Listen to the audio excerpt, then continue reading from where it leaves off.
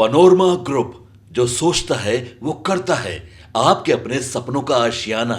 नमस्कार, मेरा नाम ज्ञानेश्वर है और आपने देखना शुरू किया है लाइव सिटी। मेरे साथ रोज की तरह दिल्ली से जुड़ रहे हैं देश के जाने माने सीनियर जर्नलिस्ट अजीत द्विवेदी जी। अजीत जी, सबसे पहले आज लालू यादव के घर में खुशियां आई। राजकुमार आ गया है। तेजस्वी यादव फिर से पिता बने हैं। देखिए किस तरीके का माहौल था। और उस माहौल में घर में पोता तेजस्वी यादव का पुत्र इस धरती पर आया। इससे ज्यादा खुशी क्या हो सकती है। तो तेजस्वी यादव के घर खुशी, लालू यादव के घर खुशी, ममता बनर्जी भी बधाई देने पहुंच गए। और तेज प्रताप यादव, जिन्हें परिवार और पार्टी से बाहर निकाल दिया गया, उन्होंने भी बड़े पापा की हैसियत से मुबारकबाद दिया है। मतलब जो खामोशी चल रही थी वह खामोशी हैंडल एक्सपर्ट की है। खैर, अच्छी बात है। तेजस्वी यादव को हम सभी बधाई देते हैं कि वह फिर से पिता बने हैं। लेकिन अब असली बात करते हैं बिहार की। प्रधानमंत्री नरेंद्र मोदी 29 मई को बिहार आ रहे हैं, पटना आए। और माना जा रहा है कि लोग विधानसभा चुनाव के पहले प्रधानमंत्री नरेंद्र मोदी की यह यात्रा बहुत ही महत्वपूर्ण है और बिहार के युद्ध का उद्घोष है। प्रधानमंत्री नरेंद्र मोदी पटना आएंगे, पटना एयरपोर्ट का जो नवीनीकरण हुआ है उसका उद्घाटन करेंगे। और फिर पटना एयरपोर्ट से बीजेपी के कार्यालय आने में उन्हें 45 मिनट का वक्त लगेगा। एक तरीके से रोड शो ही हो जाएगा। और देखिए, बीजेपी के तमाम बड़े दिग्गज नेता पटना पहुंचने लगे हैं। और तैयारी ऐसी है कि पूछिए मत। रात को भी नरेंद्र मोदी पटना में रुकेंगे, बीजेपी के कार्यालय में जाएंगे, तमाम बैठकें होंगी। और अगले दिन मतलब 30 मई को प्रधानमंत्री विक्रमगंज में, रोहतास के विक्रमगंज में जनसभा को संबोधित करेंगे। तो नरेंद्र मोदी की यह यात्रा बहुत ही महत्वपूर्ण है। और कहा जा रहा है कि एनडीए के भीतर, जेडीयू और बीजेपी के भीतर जितने कंफ्यूजन्स हैं वह दूर हो जाएंगे और नीतीश कुमार घोषित हो जाएंगे, ऐलान हो जाएगा। और देखिए, प्रधानमंत्री नरेंद्र मोदी ने भी विक्रमगंज को चुना है, या जो भी रणनीति तैयार करने वाली टीम है। विक्रमगंज का क्या महत्व है, भोजपुर, शाहबाद और औरंगाबाद, या फिर कहें मगध का इलाका किस तरीके से कठिन रहा है, चाहे हम बात कर लें 2020 के विधानसभा चुनाव की या फिर लोकसभा चुनाव 2024 की। उधर एनडीए को हार ही हार मिली है। यदि जीतन राम मांझी की जीत को छोड़ दें तो लोकसभा चुनाव 2024 में भी परिणाम क्या रहा। और फिर आप याद कीजिए बिहार विधानसभा चुनाव 2020, पहले और दूसरे चरण का चुनाव, किस तरीके की स्थिति थी। और यही वो क्षेत्र है जहां से सर्वाधिक उम्मीदें अभी भी इंडिया ब्लॉक को है। तो नरेंद्र मोदी इन उम्मीदों को साधने आ रहे हैं कि यह उम्मीदें जो हैं वह इंडिया ब्लॉक के लिए न हो, यह उम्मीदें एनडीए के लिए हो। तो प्रधानमंत्री नरेंद्र मोदी की यात्रा यह बहुत महत्वपूर्ण होने वाली है। नीतीश कुमार भी उत्साहित होंगे, दिल्ली में मुलाकात भी हुई थी। और माना जा रहा है, इंटरनल सर्वे की बात हम लोगों ने पहले भी की थी, कि कोई कंफ्यूजन नहीं रहने देना है, क्योंकि यदि कंफ्यूजन रहेगा, अब देखिए ना, दिलीप जायसवाल को बिहार भाजपा का अध्यक्ष बने कितने दिन हो गए, कितने महीने हो गए। हम लोग कांग्रेस की बात करते थे कि वहां प्रदेश कार्य समिति नहीं बनती है, आज भी नहीं बनी है। लेकिन दिलीप जायसवाल को भी नई टीम नहीं मिली। और अब कहा जा रहा है कि कोई विवाद न हो, इसके लिए शायद शायद शायद पुरानी टीम से ही चुनाव तक काम चला लिया जाए। तो नरेंद्र मोदी बिहार आ रहे हैं और बड़ी तैयारी है। क्या यह बिहार के चुनाव का उद्घोष है? क्योंकि नरेंद्र मोदी ने पिछले दिनों दिल्ली में अपने सहयोगियों से कहा था, बिहार जीतने के लिए हम सब कुछ दांव पर लगा देंगे। कोई मेहनत ऐसा नहीं होगा जो हम नहीं करेंगे, क्योंकि बिहार महत्वपूर्ण है। 2025 में सिर्फ बिहार विधानसभा का चुनाव है और ऑपरेशन सिंदूर के बाद यह पहला चुनाव है। अजीत जी। देखिए ज्ञानेश्वर जी, आप यहीं से बात शुरू करते हैं जहां आपने ऑपरेशन सिंदूर पर बात छोड़ी है। जी ऑपरेशन सिंदूर से पहले भी प्रधानमंत्री बिहार में थे। जी पहलगाम बिल्कुल। कांड हुआ, पहलगाम में नरसंहार हुआ, लोग मारे गए, 26 लोग मारे गए। उसके 2 दिन के बाद, ठीक 2 दिन के बाद 22 अप्रैल की घटना थी और 24 अप्रैल को प्रधानमंत्री बिहार में थे। उन्होंने मधुबनी के झंझारपुर में एक बड़ी सभा की और वहीं से उन्होंने चुनौती दी थी, वहीं से उन्होंने एक ऐलान कर दिया था, एक संकल्प किया था कि हम मिट्टी में मिला देंगे आतंकवादियों को। ये उन्होंने 24 तारीख को बिहार की धरती पर ये संकल्प किया था और उसके बाद जी ऑपरेशन सिंदूर हुआ। 6 और 7 मई की दरमियानी रात को शुरू हुआ और 10 मई की शाम तक, जब तक युद्ध विराम की घोषणा नहीं हुई, सीज फायर नहीं हुआ, तब तक लगातार भारत ने मिसाइल और बम दागे, ड्रोन छोड़े और पाकिस्तान के जो आतंकी ठिकाने थे उसके अलावा भी पाकिस्तान के एयर डिफेंस सिस्टम को ऐसा इतना नुकसान पहुंचाया कि उनको बहुत समय लगेगा खड़े होने में। तो उस जी ऑपरेशन सिंदूर के पहले भी प्रधानमंत्री बिहार में थे और वहीं से उन्होंने उद्घोष किया था कि हम बदला लेंगे और उसके बाद अब आ रहे हैं बिहार में। तो ये बिल्कुल एक 24 अप्रैल से 27 मई के बीच की जो घटना हुई है और उसका जो घटनाक्रम है वो अपने जी आप में एक बहुत बड़ा घटनाक्रम है, किसी भी देश के इतिहास में होता है। और उस बीच उन दोनों ही समय, पहले और बाद में, प्रधानमंत्री बिहार में थे। एक तो ये एक महत्वपूर्ण मौका इस वजह से भी बन जाता है। जी दूसरी बात यह है कि प्रधानमंत्री अपने गृह राज्य से आ रहे हैं, मतलब उन्होंने 3 दिन गुजरात में बिताए हैं अभी और हम लोगों बिल्कुल ने देखा उनकी भुज की सभा भी देखी, दाहोद में भी उनको देखा, उनके और भी कार्यक्रम हम लोगों ने भी देखे गुजरात में। और जिस जी तरह की का रोड शो था उनका और जिस तरह का उत्साह था, एक वो उनका गृह प्रवेश है इसलिए भी, गृह प्रदेश है इसलिए भी, लेकिन उसके अलावा भी एक इन जनरल लोगों में जो उत्साह था ऑपरेशन सिंदूर को लेकर के, वो गुजरात की सड़कों पर दिख रहा था। तो हमको ऐसा लग रहा है कि ये उत्साह बिहार की सड़कों पर भी दिखेगा। पार्टी बिल्कुल उसको रोड शो का नाम दे या नहीं दे या जिस रूप में ऑर्गेनाइज करे, लेकिन तैयारी ऐसी ही है कि एयरपोर्ट से लेकर के और जिस रास्ते से उनका काफिला आना है, पूरे रास्ते वो स्टेजेस बन रहे हैं, मंच बनाए जा रहे हैं, लोगों को इकट्ठा किया जा रहा है, एक तरफ लोग खड़े जी होंगे और प्रधानमंत्री का एक रोड शो की तरह की वो यात्रा होगी जिसमें लोग तिरंगा लेकर के रहेंगे, ये भी कहा गया है। तो बिल्कुल एग्जैक्टली सेम बिल्कुल चीज गुजरात में दिखी है कि लोग हम्म तिरंगा लेकर के खड़े थे।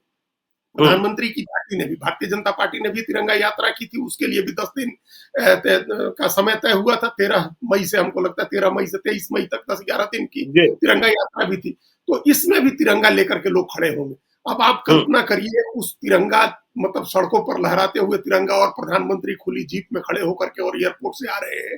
तो ये जो देशभक्ति का जज्बा उठेगा, जो फिजिकली बिल्कुल भी जो हम मौजूद रहेगा, जो घरों की छतों पर से देखेंगे, जो लोग सड़क पर से देखेंगे या जो लोग टेलीविजन पर देखेंगे, अपने मोबाइल पर देखेंगे, यूट्यूब में देखेंगे, उनके मन में जो भाव जगेगा, एग्जैक्टली सेम बीजेपी का पर्पस है कि वो जो जी देशभक्ति की भावना है, उस भावना को जितना उभार सकते हैं वो उभारना है।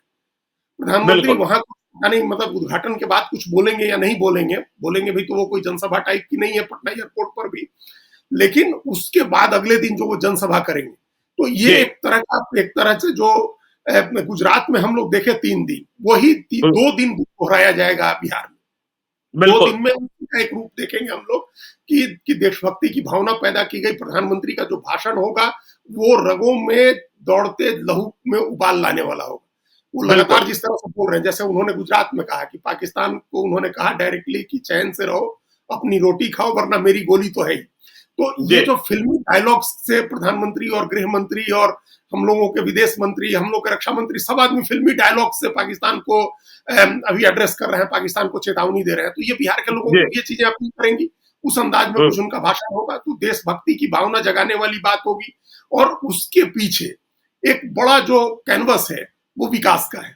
तो हम्म प्रधानमंत्री का जो शुरू से ये रहा है, शुरू से बीजेपी का भी, आरएसएस का भी और प्रधानमंत्री नरेंद्र मोदी का भी, विकास की बात करनी है, लेकिन उसके ऊपर हिंदुत्व और राष्ट्रवाद का मुलम्मा होना चाहिए। मतलब बिल्कुल दोनों तीनों चीजों का कॉकटेल बनना चाहिए। तो वो हम्म कॉकटेल बनेगा, परफेक्ट कॉकटेल जिसको बोलते हैं, वो 29 मई की शाम को पटना की सड़कों पर देखने को मिलेगा कि जी प्रधानमंत्री वहां 1200 करोड़ रुपए के का इन्वेस्टमेंट का एक प्रोजेक्ट है जो नवीनीकरण हुआ पटना एयरपोर्ट का, उसका उद्घाटन करेंगे और वहीं हम्म से वो बिहटा एयरपोर्ट का शिलान्यास भी करेंगे। तो बिल्कुल ये जो एक योजना है कि एक एयरपोर्ट का उद्घाटन, बड़ा बिहार के लोगों के लिए नई चीज है, वो भी चूंकि बिहार का एयरपोर्ट तो जिस रूप में था हम सब लोगों ने देखा ही है, और बिहटा के एयरपोर्ट का शिलान्यास, तो विकास की बात हो गई। फिर जी प्रधानमंत्री निकलेंगे, साफा बंधा होगा, खुली जीप होगी और तिरंगा लहरा रहा होगा। तो वो हम्म जो राष्ट्रवाद का भाव आएगा वो अपने आप आएगा, स्वाभाविक रूप से आएगा। तो ये परफेक्ट कॉकटेल जो है, इसको हम लोग मान लें ज्ञानेश्वर जी कि ये चुनाव का एजेंडा है। 2000 बिल्कुल 2025 के विधानसभा चुनाव का ये एजेंडा है, जो प्रधानमंत्री की यात्रा से आपने कहा ना कि उद्घोष, तो वो एक उद्घोष हो जाएगा। उद्घोष एक तरह से उन्होंने 24 मई को भी किया मतलब था। एजेंडा सेट हो जाएगा बिहार विधानसभा चुनाव का। बिल्कुल, बिल्कुल जी बिहार विधानसभा चुनाव का एजेंडा सेट हो जाएगा जी कि ये विकास है जो जो कर रहा है, एनडीए कर रहा है, ये विकास है, ये आप देखिए। राष्ट्रवाद है जो पटना की सड़कों पर दिखेगा, और जो बची खुची कसर रह जाएगी वो विक्रमगंज की सभा में पूरी हो जाएगी ज्ञानेश्वर जी, जहां वो हर चीज पर बोलेंगे। बिल्कुल वहां वो राष्ट्रवाद के भाषण में, राष्ट्रवाद के नैरेटिव में एक अंडरटोन हिंदुत्व का भी होगा।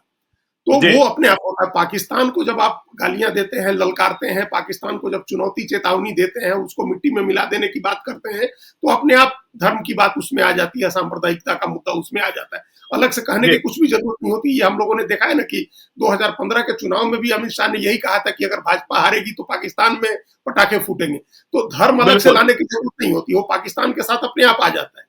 तो वो चीजें कुछ बची खुची कसर अगर 29 मई से रह जाएगी, तो वो 30 मई को विक्रमगंज की सभा में हो जाएगी। तो पहली टिप्पणी तो हमारी यही है ज्ञानेश्वर जी की ये जो चुनाव का एजेंडा है 25 का, वो सेट होगा। उसमें विकास एक बड़ा इशू है, बड़ा नैरेटिव है विकास का, जिसमें 50,000 करोड़ की योजनाओं का शिलान्यास और लोकार्पण होना है, जिसकी शुरुआत पटना के बिल्कुल एयरपोर्ट के नवीनीकरण के उद्घाटन से होगी। 50,000 करोड़ का वो विकास की योजना है, फिर राष्ट्रवाद और फिर सांप्रदायिक अंडरटोन उसके नीचे जो है, अंतरधारा हिंदुत्व की और सांप्रदायिकता की। ये तीन का परफेक्ट कॉकटेल होगा। इससे चुनाव का एजेंडा तय होगा। अब दो तीन चीजों में दिलचस्पी होगी लोगों की जानने की ज्ञानेश्वर जी। बिल्कुल क्या क्या क्या दिलचस्पी होगी? जी दो चीजों में सबसे ज्यादा दिलचस्पी होगी ज्ञानेश्वर जी, जो अगले दिन रिवील होगा कि प्रधानमंत्री उसके बारे में कुछ कहते हैं या नहीं कहते हैं।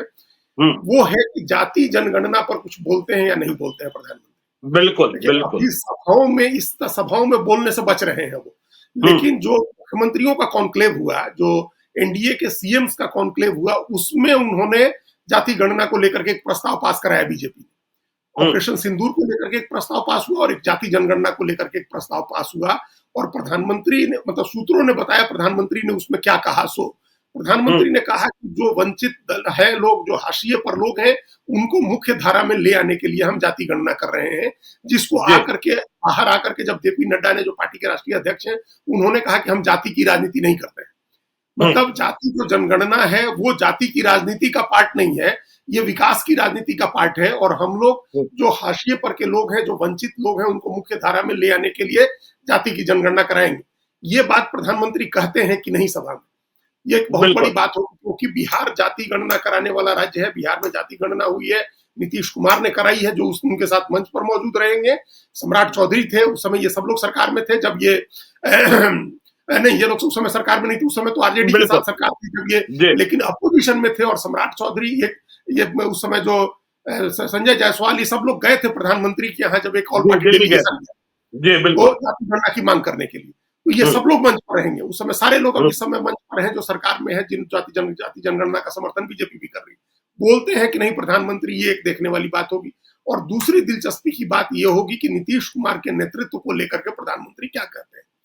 इन दो चीजों पर सबसे ज्यादा दिलचस्पी होगी, बाकी तो विकास की बात है, भारत और माता मुझे की। लगता है जीत जी, मुझे लगता है कि 29 तारीख को जब रात को प्रधानमंत्री नरेंद्र मोदी पटना में होंगे, बीजेपी कार्यालय जाएंगे, बीजेपी के तमाम दिग्गज नेता मौजूद होंगे, कोर कमेटी के मेंबर्स होंगे, उनके बीच भी यह संवाद जरूर होगा कि नीतीश कुमार को, आंतरिक संवाद और बहुत गुप्त संवाद होगा कि नीतीश कुमार को मुख्यमंत्री घोषित करने के फायदे क्या है और मुख्यमंत्री नहीं घोषित करने के नुकसान क्या है। फिर इसे तौल लिया जाएगा कि होना क्या है। बिल्कुल ज्ञानेश्वर जी, हम लोगों ने जब जिस दिन ये बात हुई थी, हम लोगों ने बीजेपी के सम्राट चौधरी को और लोक जनशक्ति पार्टी रामविलास के नेता चिराग पासवान को लगातार 2 दिन कहते सुना कि मुख्यमंत्री पद की वैकेंसी नहीं है। तो लेकिन उसके बाद जिस समय ये कहा चिराग पासवान ने दरभंगा में, और उसके पहले सम्राट चौधरी ने पटना में, कि मुख्यमंत्री पद की वैकेंसी नहीं है, और चिराग पासवान ने तो खुल के कहा कि चुनाव के बाद नीतीश कुमार के नेतृत्व में ही बिहार का विकास होगा, मतलब चुनाव के बाद वही मुख्यमंत्री बनेंगे। उसके बाद का घटनाक्रम सब ठीक चल रहा था, उसके बाद सारी चीजें ठीक थी। लेकिन जो नीति आयोग की बैठक में नीतीश कुमार का नहीं शामिल होना, और उसके बाद पटना में मंच पर शिक्षकों के, प्राध्यापकों के, सहायक प्राध्यापकों के नियुक्ति पत्र के वितरण में वो पौधे का गमला अपने शिक्षा सचिव के सिर पर रखना, ये ऐसा घटनाक्रम है कि बीजेपी को अब उसके बारे में सोचने पर मजबूर करेगा। अब ये कि ऐसा नहीं है कि इतने बड़े फैसले इतनी आसानी से नहीं होते हैं, इतने सहज तरीके से अगर लेकिन एक इसके फैसला बाद हुआ। रिपेयर करने की कोशिश भी की गई है। देखिए रिपेयर करने की कोशिश कैसे की गई कि नीतीश कुमार आजकल शादी समारोहों में जाने से बचते रहे हैं। लेकिन कल हमने रात को देखा कि रिटायर्ड आईजी हैं, आईपीएस पदाधिकारी हैं सुरेश चौधरी, उनके बेटे के रिसेप्शन समारोह में गए और आज पटना की सड़कों पर इंस्पेक्शन के लिए निकल गए। बिहार म्यूजियम के पास सबवे बन रहा है और उन्होंने हाथों से इशारा कर, देखिए पब्लिक से संवाद तो कम ही होता है, तो इसे रिपेयर करने की कोशिश भी की जा रही है। और आपने यह भी नोटिस किया होगा कि चूक कहाँ हो जा रही है। जहां विजय चौधरी, अशोक चौधरी और ललन सिंह नहीं होते हैं, वहां बिल्कुल, चूक हो जाती है क्योंकि कोई कंट्रोलर नहीं रह जाता है। हाँ, ठीक बात है। कल भी हम लोग जी। इस पर चर्चा कर रहे थे कि कोई अलर्ट हुँ, आदमी रहता वो समय साथ में उनके जो हाथ पकड़ता या रोक देता उनको, या पीछे से कोई आदमी आगे हाथ बढ़ा करके और गमला आजकल ले तो लेता। सम्राट चौधरी तो छाया की भूमिका में रहते हैं। रहते हैं, वो भी रहते तो उनको रोक सकते थे, वो भी रोक सकते जी। थे। ये हुँ, बहुत आसान था जो हमने कहा ना कि इसके बंदोबस्त करिए कि ऐसी गलती नहीं हो चुकी, अब आप बदल नहीं सकते हैं, अब आप कोई चीज़ नहीं कर बिल्कुल। सकते हैं। हुँ, तो अब आपको बंदोबस्त करना है कि इससे डैमेज कम से कम हो। तो कोई भी जी। आदमी आगे हाथ बढ़ा करके वो ले लेता गुलदस्ता उनसे। ये उस समय हुँ, क्या होता है कि ये जो प्रेजेंस ऑफ माइंड की बात होती है जिसको प्रत्युत्पन्न मतित्व बोलते हैं, अगर वही जी, होता वो सेक्रेटरी साहब ही वो जब आगे हाथ बढ़ा रहे थे तो उनके हाथ में से ले लेते, सिर पर नहीं रखने देते तो हुँ, इतना इतना विवाद नहीं होता, इतनी चर्चा नहीं होती। लेकिन उस बिल्कुल। समय एक होता है कि उस समय तत्काल किसकी किसकी बुद्धि काम की, किसका किसका रिफ्लेक्स काम किया कि उनको रोक लिया, हाथ में से ले ली। ये बंदोबस्त करने की जरूरत होगी। हालांकि हमने कहा ना कि इस इतनी जल्दी चीजें बदलती नहीं। अगर एनडीए में ये तय हो गया है कि नीतीश कुमार के चेहरे पर लड़ना है और अगर नहीं हुँ, लड़ते हैं तो उसका बहुत नुकसान है, क्योंकि फिर बिल्कुल। मुख्यमंत्री का कोई चेहरा बिना प्रोजेक्ट किए अगर आप जाते हैं तो इसके एक एडेड एडवांटेज तेजस्वी यादव के साथ होगा, क्योंकि वो घोषित सीएम के तौर पर लड़ेंगे। तो जी। तो उसका फायदा उनको हो जाएगा, ये बाय हुँ, डिफॉल्ट उनको फायदा मिलेगा। तो वो फायदा उनको नहीं जाने देना। ये सब सर्वे में झलक रहा है, ये इसके इसके संदेश संकेत मिल रहे हैं। तो ये हुँ, अगर तय है कि नीतीश कुमार के चेहरे पर लड़ना है तो प्रधानमंत्री उसकी घोषणा कर सकते हैं। सीधे नहीं कहें कि मुख्यमंत्री के दावेदार हैं, ये किसी न किसी रूप में उनके नेतृत्व की ही बात करके कह सकते हैं, तो उससे उससे चीजें मतलब स्पष्ट हो जाएगी। तो ये दो चीजें पहली जो इस पर है, जो आपने कहा कि उस क्षेत्र के चुनाव का क्या सिग्निफिकेंस है, हाँ, उसके मैं पहले वो कह रहा था कि विक्रमगंज जा रहे हैं। देखिए हाँ, शाहाबाद का इलाका, भोजपुर का इलाका, औरंगाबाद का इलाका, फिर मगध का इलाका और पाटलिपुत्रा तक। आपने देखा ही पाटलिपुत्र में रामकृपाल यादव की कैसे हार हो गई। तो जो बिल्कुल यह इंडिया ब्लॉक का अभेद्य किला बना हुआ है, बिहार विधानसभा चुनाव छोड़ दीजिए। पाटलिपुत्रा में मीसा भारती चुनाव जीत जाती हैं, आरा में सुदामा प्रसाद जीत जाते हैं, काराकाट में राजा राम प्रसाद जीत जाते हैं, सासाराम में मनोज राम जीत जाते हैं, बक्सर में सुधाकर सिंह जीत जाते हैं, औरंगाबाद में अभय कुशवाहा जीत जाते हैं, गया में जीतन राम मांझी को जीत मिली, जहानाबाद में सुरेंद्र यादव जीत जाते हैं। और विधानसभा चुनाव 2020 के नतीजों को भी देखेंगे तो इधर से एनडीए साथ भी हो गया। तो क्या नरेंद्र मोदी ने चुनौती कबूल कर ली है कि जो इंडिया ब्लॉक का अभेद्य किला है उसे हम भेजने की कोशिश शुरू करते हैं और इसकी शुरुआत 30 मई को हो रही है? बिल्कुल ज्ञानेश्वर जी, बिल्कुल हो रही है। तो उस पर आने के पहले हम ये इसको समअप कर रहे थे, ये दो चीजें जो हम लोग जिस पर बात शुरू जी। की थी। एक तो हुँ, नीतीश कुमार का नेतृत्व, उसकी घोषणा हुँ, होती है या नहीं होती है, क्या मैसेज होता है प्रधानमंत्री का, और दूसरा जाति गणना को लेकर के वो क्या कहते हैं। ये बहुत बड़ा फैक्टर होगा बिहार के चुनाव को। आप वो पहली चीज हो गई, विकास जी। की बात हो गई, राष्ट्रवाद की बात हो गई, सांप्रदायिक अंडरटोन उसमें आ गया, उसके बाद जाति गणना। इतना बड़ा फैसला प्रधानमंत्री ने किया है कि जाति जनगणना हुँ, कराएंगे। अभी जिसके पहले कल कांग्रेस पार्टी ने क्लिप्स दिखाए प्रधानमंत्री के, वीडियो क्लिप्स पुराने। एक जगह उनसे पूछा गया कि जाति गणना कांग्रेस कर रही है, तो उन्होंने कहा कि ये अर्बन नक्सल माइंडसेट है। तो जी। जिस चीज को जाति गणना कराने को, जिसको वो अर्बन नक्सल माइंडसेट मानते थे, अब उनकी सरकार वही काम कराने जा रही है। तो ये किसी छोटे मोटे लक्ष्य के लिए तो नहीं हो रहा है, बड़ा बिल्कुल। लक्ष्य है। और उस हुँ, लक्ष्य में पहला पड़ाव बिहार का चुनाव है, जो हुँ, जो मंडल के आंदोलन की धरती है। जाति के तमाम प्रयोग बिहार में हुए हैं। तो जाति गणना को लेकर के वो क्या कहते हैं, ये बात वहां हुँ, कहते हैं कि हम तमाम पिछड़े, दलित, वंचित जो है उनको हम मुख्य धारा में ले आने के लिए ये करा रहे हैं। ये बहुत सिग्निफिकेंट होगा ये देखना। तो ये दो चीजें देखने की बात होगी 30 तारीख को, कि वो क्या बोलते हैं जाति गणना पर और मुख्यमंत्री पर। अब जो बात हम लोग जिस पर अभी आपने कहा कि वो विक्रमगंज का इलाका चुना उन्होंने जाने के लिए, रोहतास बिल्कुल। जिले में हुँ, का विक्रमगंज। तो ये हुँ, निश्चित रूप से जो आपने कहा वही कारण है, वो चुनौती उन्होंने कबूल की है। प्रधानमंत्री मोदी को इसलिए भी हम लोग जानते हैं, मोदी और अमित शाह की जो मोदी शाह की टीम जिसको बोलते हैं, वो हुँ, सबसे पहले अपने जो वीक पॉइंट्स हैं उनको एड्रेस करते हैं। मध्य प्रदेश के चुनाव में हम लोगों ने देखा और भी कई जगह देखा है कि जितनी कमजोर सीटें थी उन तमाम कमजोर सीटों पर भारतीय जनता पार्टी ने चुनाव की घोषणा के पहले उम्मीदवार घोषित कर दिए थे। और बिल्कुल जैसे अक्टूबर नवंबर में चुनाव हुआ मध्य प्रदेश का, अगस्त में बीजेपी ने वहां कैंडिडेट घोषित कर दिए थे। तमाम ऐसी सीटों पर जिन पर वो पिछली बार हारी थी या उसके पहले हारी थी या पिछले 5 चुनाव में बहुत कम जीती है, एक आध बार जीती है, जिन सीटों पर जीत का अंतर कम रहा है, ऐसी सीटों को आइडेंटिफाई करके और तमाम बड़े नेताओं को वहां उम्मीदवार बनाया गया था। तो ये एक चुनौती कबूल करने की बात होती है कि आप जहां जीत रहे हैं वहां हम पहले आकर के आपको रोकने की कोशिश करते हैं। तो ये प्रधानमंत्री का एक तरीका वहां एक हो सकता है, उसी स्ट्रेटजी का एक्सटेंशन हो कि हम जहां आरजेडी और कांग्रेस ज्यादा मजबूत है, लेफ्ट जहां मजबूत है, हम उस इलाके में आकर के पहले अपना कैंपेन शुरू करते हैं, वहीं से एजेंडा सेट करते हैं। आप देखिए ये इलाका जो आपने कहा ना, मगध का इलाका हो या ये शाहबाद का इलाका हो, ये पूरा इलाका ट्रेडिशनली बीजेपी और जेडीयू के लिए कमजोर इलाका है। बिल्कुल ऐसा नहीं है कि यहाँ इनके पास नेता नहीं थे, बड़े नेता थे यहाँ, बड़े नेताओं को इन लोगों ने चुनाव भी लड़ा है, लेकिन कोई जीत नहीं सका यहाँ से। तो इसलिए ये ट्रेडिशनली कमजोर इसलिए है कि क्योंकि यहाँ जो अति पिछड़ी आबादी है, जो बीजेपी का कोर वोटर है और जेडीयू का भी कोर वोटर है, उसकी आबादी कम है अपेक्षाकृत दूसरे जगहों के। जो सीमांचल के इलाके में हम देखें या मिथिलांचल में देखें या उत्तर बिहार के इलाकों में जो पूर्वी पश्चिम चंपारण, शिवहर, सीतामढ़ी का इलाका, उन इलाकों के मुकाबले अति पिछड़ी आबादी इस इलाके में कम है। आप प्रोमिनेंट अति पिछड़ा अगर आप खोजेंगे इस इलाके में, तो प्रोमिनेंट अति पिछड़ा वो वही चंद्रवंशी आते हैं जो मगध के इलाके से आते हैं, प्रोमिनेंटली ये चंद्रवंशी आते हैं। और उसके अलावा कुशवाहा एक होल्ड का मतलब एक स्ट्रॉन्ग प्रेजेंस वाली जाति है। तो ये अब यहाँ ये देखने की बात होगी कि अति पिछड़ा तो रहा है बीजेपी और जेडीयू का कोर वोट, लेकिन संख्या में कम है। कुशवाहा बीजेपी उसको साधने की कोशिश कर रही है, लॉ कुछ समीकरण का है, लेकिन दूसरी ओर आरजेडी भी उसको तोड़ने के लिए पर्याप्त उपाय कर रही है, आरजेडी और लेफ्ट भी।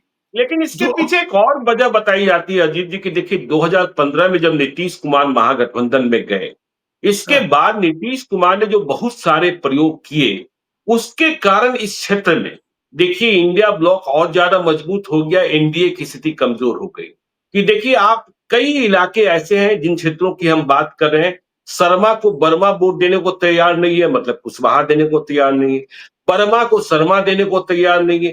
घोसी जैसा विधानसभा क्षेत्र आपसे छिन गया, जहानाबाद आप बेदखल हो गए। देखिए चंद्रवंशी को शर्मा देने को तैयार नहीं है, शर्मा को चंद्रवंशी देने को तैयार नहीं है। जो पवन सिंह का प्रयोग हुआ, पवन सिंह ने ऐसा अछूत कर दिया कि कुशवाहा राजपूत को देने को तैयार नहीं है, राजपूत कुशवाहा को देने को तैयार नहीं है। और इतने इतने पहलवान हो गए हैं। देखिए जब हम भीतर की खबर प्राप्त करने की कोशिश कर रहे हैं, प्रधानमंत्री आ रहे हैं, तो सबसे पहले इसी इलाके की सीटों को लेकर मंथन चल रहा है। अब भोजपुर की सीटें देख लीजिए, आरा है, बड़हरा है, संदेश है, अगियाऊ है, जगदीशपुर है। अब देखिए संदेश और अगियाऊ ऐसा विधानसभा क्षेत्र हो गया है जिसे एनडीए घटक दल में कोई भी लेने को तैयार नहीं, कोई भी लेने को तैयार नहीं है। वहां तैयार मतलब कौन कैसे लड़ेगा। अब देखिए आरा पर कब्जा रहेगा। बड़हरा के बारे में कहा जा रहा है कि देखिए बड़हरा की सीट अब जेडीयू के खाते में जा सकती है। अब आप देखिए दिनारा जैसा विधानसभा क्षेत्र, वहां इतनी लड़ाई 3 बाबू साहबों में लड़ाई है। राजेंद्र सिंह जो कभी 2015 में मुख्यमंत्री ही बन रहे थे, जय कुमार सिंह और उपेंद्र कुशवाहा ने आरएलएम को ले आया है। तो कहा जा रहा है कि उपेंद्र कुशवाहा वीटो लगा रहे हैं आलोक सिंह के लिए। तो ये इलाके अब बक्सर में ही देखिए, आनंद मिश्रा जनसुराज से दूर गए, बीजेपी में ज्वाइनिंग की तारीख भी तय हो गई, लेकिन ज्वाइनिंग नहीं हो सकती क्योंकि कहा यह जा रहा है कि आनंद मिश्रा को इसका कसूरवार मान लिया गया कि उन्होंने बक्सर में चुनाव लड़कर ब्राह्मण की सीट पर राजपूत को काबिज करा दिया। मिथिलेश तिवारी उन्हें मिले मत से चुनाव हार गए। तो इतनी सारी लड़ाई हो गई है इस इलाके में कि पूरा सोशल फैब्रिक जो है वह ध्वस्त हो गया है। देखिए आपने कहा ना ज्ञानेश्वर जी की जो नीतीश कुमार का प्रयोग था 2015 का, उस एक प्रयोग जब आप लालू यादव के साथ गए, नीतीश कुमार, आरजेडी जेडीयू कांग्रेस साथ में लड़े, उस प्रयोग के समय क्या हुआ जिसका असर दिखा आगे आकर के 2020 के चुनाव में भी दिखा, 2024 में भी वो असर वो ऐसा हुआ कि पिछड़ा और अगड़ा की लड़ाई उस इलाके में बन गई और बिल्कुल, ज्यादातर सीटों पर अगड़ों ने बीजेपी के पिछड़े कैंडिडेट्स को भी वोट नहीं दिए हैं। इस बिल्कुल। बात को बीजेपी के लोगों ने मार्क किया है। बीजेपी के बड़े नेताओं ने इसकी सूची बना करके और अपने आला कमान को, हाई कमान को दी हुई है। जब हार का विश्लेषण हुआ है 2020 में भी और हुँ, 2024 के भी लोकसभा चुनाव की हार का विश्लेषण हुआ, तो उसमें ये बात बताई गई कि ये कैसे इतनी जल्दी फिर सब एकजुट हो जाए, एक दूसरे के साथ आ जाए, जब इतनी हुँ, दूरी बढ़ गई थी उस चुनाव में। और उस चुनाव में जो बीजेपी के, मतलब ये कहा गया है कि बीजेपी और के जो जो पिछड़े कैंडिडेट थे उनको भी अगड़ों ने वोट नहीं दिया है। तो बिल्कुल। ये दूरी बढ़ी उसी वजह से, जो आपने कहा ना कि शर्मा वर्मा की जो एकता बनाने की आज कोशिश हो रही है, उसी समय छीनबीन हुई है। और चंद्रवंशी और शर्मा, मतलब जो अति पिछड़े और अगड़ों का, या कुशवाहा और अगड़ों का ये जो झगड़ा हुआ, वो 2015 के नीतीश कुमार के समीकरण की देन है। जी, उसको दूर करने की कोशिश हो रही है अपने लेवल पर। अब नीतीश हुँ, कुमार आ गए और उनके आने के बाद ये दूसरा चुनाव होगा, तीसरा चुनाव होगा, तो इसलिए अब उम्मीद कर रहे हैं कि वो चीजें ठीक हो जाएंगी उसमें। हुँ, उस समीकरण के अलावा कुशवाहा को ही साधना है। देखिए, अति हुँ, पिछड़ा बिल्कुल। जितना भी है, वो वोट तो मिल जाएगा, बीजेपी जेडीयू को मिल जाएगा, अगड़ों हुँ, का भी वोट मिल जाएगा। कुशवाहा का वोट जो लोकसभा चुनाव में आरजेडी और कांग्रेस लेफ्ट के प्रयोग की वजह से छिटका था, क्या उस तरह का प्रयोग फिर इस इलाके में होगा? तो वैसा ही कुछ हो सकता है। इसको रोकना सबसे बड़ा कंसर्न है बीजेपी का और हुँ, जेडीयू का, कि वो इतिहास नहीं दोहराया जाए। ये हमने कहा ना कि पिछड़ों में कुशवाहा यहाँ पर्याप्त संख्या में है, अति पिछड़ों में चंद्रवंशी है। अगर अति पिछड़े बाकी जिस तरह का दूसरी जगह कंसोलिडेशन है यहाँ भी होता, 30% से ज्यादा होते, तो बीजेपी को इतनी चिंता करने की जरूरत नहीं होती। ये चिंता इसलिए है कि बिल्कुल। वो आपकी थोड़ी कम है। तो हुँ, कुशवाहा नहीं टूटना चाहिए, ये एक हुँ, प्रयास होगा। उसमें भी अब सम्राट चौधरी को लेकर के भी क्या मैसेज 30 तारीख को मंच से प्रधानमंत्री का होता है, उनकी पोजिशनिंग, उनका बॉडी लैंग्वेज, प्रधानमंत्री और नीतीश कुमार दोनों के साथ उनकी और केमिस्ट्री कैसी केवल दिखती सम्राट है। चौधरी नहीं, विक्रमगंज में सभा कर रहे हैं उपेंद्र कुशवाहा को लेकर भी। बिल्कुल, उपेंद्र कुशवाहा को लेकर के भी, चूंकि वो वहां चुनाव लड़ते हैं, जीतते, जी, वहां से जीते हारे हैं, तो उनको लेकर हुँ, के भी। तो ये, चूंकि इन नेताओं के चेहरे बहुत इंपॉर्टेंट है बीजेपी के लिए और जो पूरे एनडीए की स्कीम ऑफ थिंग्स के लिए, आप जो जी, भी प्लान करेंगे उस प्लान में ये चेहरे बहुत इंपॉर्टेंट है। और हुँ, ये इलाका इसलिए, आपने जो नाम बताया उसमें नाम देखिए कैसे कुशवाहा लोगों ने सारा खेल बिगाड़ा। आरा में और बक्सर में और काराकाट में और औरंगाबाद में, जहानाबाद में भी खेल बिगड़ ही जाता, लेकिन वो उस यानी नवादा में भी खेल बिगड़ ही जाता, स्थिति हो नवादा गई में। है जी, स्थिति ऐसी हो गई है कि चाहे प्रयोग जिसने किया हो, साजिश जिसने की हो, पवन सिंह और उनकी पत्नी ज्योति सिंह को अब कोई लेने का रिस्क नहीं उठा सकता है। नहीं ले रहा है। हाँ, अब लेने का रिस्क नहीं उठा सकता है। एक तरीके से अछूत हो गए हैं, वह कभी निर्दलीय जीत जाए। आनंद मिश्रा भी उसी में फंस गए हैं और इस इलाके में स्थानीयता का मुद्दा भी इतना तेज हो गया बहुत है तेज है, ठीक कि बात यदि है। आप बाहर से देखिए, बक्सर में अश्विनी चौबे बाहर से आए थे, मिथिलेश तिवारी बाहर से आए थे, लगातार वहां। अब देखिए, यदि आपने बाहरी उम्मीदवार थोपने की कोशिश की तो फिर अंजाम तो और नतीजे जो हैं आपको मतलब विपरीत मिल सकते हैं। हाँ, तो ये सब चीजें, ये सारा फीडबैक लीडरशिप को दी हुई है, बीजेपी जी, के लीडरशिप को दी हुई है। जेडीयू में भी जो भी लोग नीतीश कुमार के बिहाफ में देखेंगे उन सबको ये सारी फीडबैक पता है। तो ये हम लोग जो जिस जिस मुद्दे पर चर्चा कर रहे हैं वो कि ये अपने कमजोर इलाके से, एक जो शाहबाद और मगध का इलाका है, वहां प्रधानमंत्री जा रहे हैं ऑपरेशन सिंदूर के बाद पहली सभा करने। बिल्कुल, तो बिल्कुल। वहां जो वो मैसेज करेंगे, वो चुनाव का एजेंडा तो सेट करने वाला होगा ही, सामाजिक हुँ, समीकरण को भी ठीक करने वाला होगा। हुँ, सामाजिक समीकरण जो एक समय नीतीश कुमार के आरजेडी के साथ जाने के बाद बिगड़ा वहां का, वो तब से बिगड़ा ही हुआ है। बिल्कुल। उसको ठीक करने की कोशिश होगी विधानसभा चुनाव के लिहाज से। प्रधानमंत्री वहां से भी इसका मैसेज करेंगे, तो उसमें जाति गणना का भी मैसेज होगा, चेहरों का भी मैसेज होगा, प्रधानमंत्री की बातों का भी मैसेज होगा। और उसके बाद जो 29 मई को जो आपने कहा पार्टी ऑफिस में कोर कमेटी की बैठक होगी, सीटों को लेकर के जो चर्चा होगी, उसमें भी होगा। लेकिन ये एक बात वहां के लोगों को ये एक मैसेज देने की कोशिश होगी कि ऑपरेशन सिंदूर के बाद प्रधानमंत्री पहली सभा करने आए तो उन्होंने विक्रमगंज में सभा की। और जी, विक्रमगंज की सभा से सिर्फ ये मैसेज नहीं देना, आप वो मैसेज नहीं जो लोकसभा चुनाव के समय लोग बना रहे थे कि औरंगाबाद हार गए, देखिए चित्तौड़गढ़ है चुनाव हार गए, तो उस टाइप का कोई मैसेज नहीं बनना है। हुँ, कि अगला बिल्कुल। पिछड़ा का ये चेहरे, जो आप चेहरे देखिए हारने वाले कौन थे, आरके सिंह थे, राजपूत थे, अश्वनी चौबे ब्राह्मण थे, सुशील कुमार नहीं, सिंह अखिलेश यादव राजपूत को थे, टिकट नहीं मिला, मिथिलेश तिवारी को टिकट मिला था। मिथिलेश तिवारी ब्राह्मण हुँ, थे, सुशील सिंह राजपूत थे। राजपूत थे। तो ये जो जी, इस तरह के चेहरों का समीकरण है, उस समीकरण को भी बदलने की कोशिश बीजेपी करेगी। और जेडीयू भी करेगी। विधानसभा में ये समीकरण नहीं रहेगा और इस बात के लिए तमाम जो अगले नेता हैं जो दावेदारी टिकट की कर रहे हैं उनको होशियार हो जाना चाहिए, क्योंकि उनको इस बार टिकट उनकी कट सकती है, उनके नंबर्स कम हो जाएंगे इस बार, ये तय मानिए कि नंबर्स कम होंगे। नहीं नहीं, मैं तो देखिए, मैं सर्वे का एक रिपोर्ट कार्ड देख रहा था, चार्ट देख रहा था, ब्रह्मपुर विधानसभा क्षेत्र, चलिए बक्सर में कैलाशपति मिश्र का इलाका हुआ करता था, तो आपको यह भी लिखा जा रहा है स्थानीय है बाहरी है। देखिए वहां दिलमणि मिश्रा भी टिकट चाहती हैं, कैलाशपति मिश्र के परिवार से आती हैं, विधायक रही भी, संतोष रंजन राय भी चाहते हैं, डॉक्टर सत्य प्रकाश तिवारी हैं वह भी चाहते हैं, और यह सीट एनडीए में एलजेपीआर के खाते में भी आ सकती है, हुलास पांडे भी चाहते हैं। तो आप स्थानीय और बाहरी यह भी लिखा जा रहा है, और वहां तो विश्वामित्र वाले सेना वाले राजकुमार चौबे ने प्योर स्थानीयता का मुद्दा उठा करके रखा हुआ है पूरे बक्सर में। बिल्कुल, और ये पहले भी जब बीजेपी की हमारी एक दो और नेता जो वहां विधायक रहे उस इलाके से, पार्टी के बड़े पदाधिकारी रहे, उन सबका कहना है कि पार्टी की बैठकों में भी ये बाहरी और स्थानीय का मुद्दा बार बार डिस्कस होता है, और वो लोग नहीं चाहते हैं वहां की बाहरी लोग आकर के वहां राजनीति करें। ये बीजेपी के अंदर से भी लोग इशू बना रहे हैं इस बात को। तो बाहरी और स्थानीय का मुद्दा तो रहेगा ही, कास्ट का भी मुद्दा एक उस अनुपात में, अब आबादी उस अनुपात में टिकट वहां नहीं मिलना है, क्योंकि बीजेपी को भी इस बात की आशंका है ज्ञानेश्वर जी की अगर तेजस्वी यादव ने अपने प्रयोग के तहत यहाँ ज्यादा कुशवाहा लड़ाए या ज्यादा अति पिछड़ा लड़ाए, चंद्रवंशी लड़ाए, और यादव पीछे किया, मुसलमान कम किया, तो फिर मुश्किल हो सकता है, वोट बट सकते हैं। जो टैक्टिकल वोटिंग की लाइन होती है जातियों की, उसमें नुकसान हो सकता है बीजेपी जेडीयू को। तो ये सब चीजें तो खैर पर्दे के पीछे होंगी, ये तो प्रधानमंत्री की सभा में या उनके भाषण से नहीं जाहिर होगा, लेकिन एक उस जगह पर विक्रमगंज में उनकी सभा का अपने आप में एक मैसेज है कि विक्रमगंज में आए प्रधानमंत्री ऑपरेशन सिंदूर के बाद। दूसरा मैसेज वो जाति गणना पर क्या बोलते हैं और लौकुश समीकरण के नेताओं को लेकर के वहां वो किस तरह का स्टेज से कैसा मैसेज होता है, लौकुश के साथ शर्मा वर्मा का कॉम्बिनेशन भी, ये एक देखने की बात होगी कि उनके मंच पर किस तरह से प्लेस होते हैं सम्राट चौधरी, उपेंद्र कुशवाहा, नीतीश कुमार, अगर ललन सिंह साथ में रहते हैं तो वो किस तरह से ये सब लोग प्लेस्ड होते हैं। साथ में रहेंगे ही, देखिए वो तैयारी में लगे हैं, उधर तैयारी में लगे हैं।